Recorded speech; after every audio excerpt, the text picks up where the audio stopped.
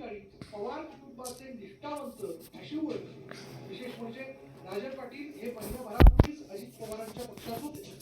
भाजपात प्रवेश केल्यानंतर अवघ्या काही दिवसात राजन पाटलांच्या मुलानं अजित पवारांना थेट इशारा दिल्यानं खळबळ उडाली. या चॅलेंजची जोरदार चर्चा सुरू झाल्यानंतर राजन पाटील आणि त्यांच्या मुलानं दिलगिरी व्यक्त केली. आता तो लहान आहे, काही झालं असेल तर चुकीचं झाले तर समर्थन करणार नाही, परंतु त्याचबरोबर जर काही ह्या भावना दुखवल्या त्याबद्दल मी माझ्या परिवारामध्ये मोठ्या साहेबांना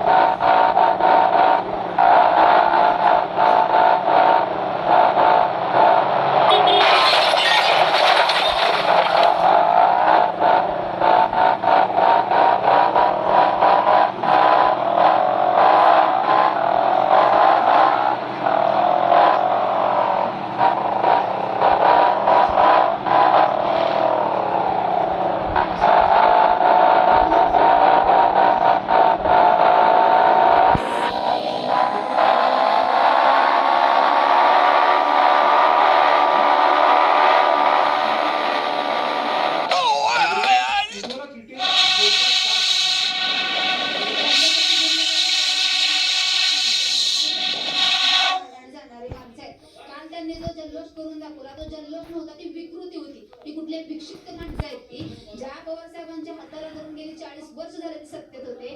आज पवार साहेबांनी